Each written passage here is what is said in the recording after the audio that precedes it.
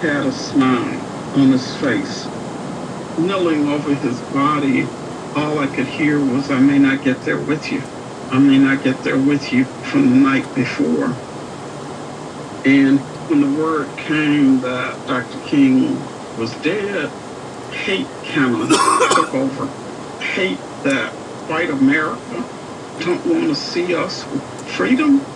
So you take out our leader, our king. I think every time I want to believe that Dr. King's life changed everything, I witnessed George Floyd's and so many others that have lost their lives. But you think that that's going to destroy his dream? Y'all are wrong. I think children, years and years to come, will continue to have this dream. 72-year-old Clara Jean Esther, who went on to become a deaconess and community organizer. Her story will be archived with the rest of the StoryCorps collection at the Library of Congress.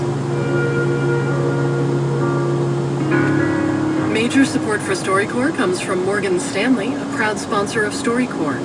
Morgan Stanley is committed to giving back and to fostering meaningful dialogue among people and communities. More at morganstanley.com. And from Subaru, featuring the 2021 Subaru Crosstrek with standard symmetrical all-wheel drive and safety technology. Love, it's what makes Subaru Subaru. Learn more at subaru.com.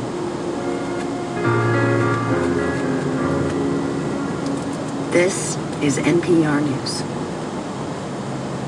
We know that political conspiracy theories can pose a real threat to democracy, but they're also straining family relationships. I am embarrassed about where my father's mental state is, but I also am devastated because I feel like I've lost him. How conspiracies like QAnon have pushed some relationships to the breaking point, and what can be done to fix them. This afternoon on All Things Considered from NPR News. Circle back at 4 o'clock this afternoon. All Things Considered starts right here on WJCT News. The World Affairs Council and UNF partnering to engage citizens in becoming better informed participants in the global community. January 26th, Admiral James Stavridis, 16th Supreme Allied Commander of NATO. Information, worldaffairscounciljax.org. At ViStar, members can think outside the branch. ViStar's internet and mobile banking lets you manage your account from wherever you are. Info at vistarcu.org. ViStar Credit Union, insured by NCUA. Live from NPR News in Washington, I'm Dave Mattingly. President-elect Joe Biden is asking Congress to spend nearly $2 trillion on another coronavirus relief package. NPR's Windsor Johnston says Biden outlined his proposal last night, less than a week before he's to be sworn in. Biden is proposing an additional $1,400 in direct payments that will be added to the $600 checks Congress passed last month for a total of $2,000 in overall relief. His plan also includes funding to ramp up vaccine distribution, an extension of extra weekly unemployment benefits, and another round of federal aid for state and local governments. FBI Director Christopher Wray says he remains concerned about potential violence on Inauguration Day in Washington, D.C. and in state capitals nationwide. Abigail Sensky with member station WKAR says Michigan's capital is under heightened security. There's a 6-foot fence that's going up around our Capitol building today. There's already been an increased police presence, and that will stick around for the next couple of weeks.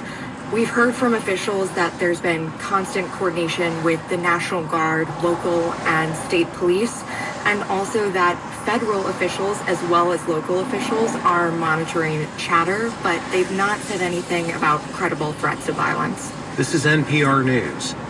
And the Jacksonville Sheriff's Office says it is not aware of any local threats as officials are warning of possible armed protests across the country leading up to the inauguration January 20th.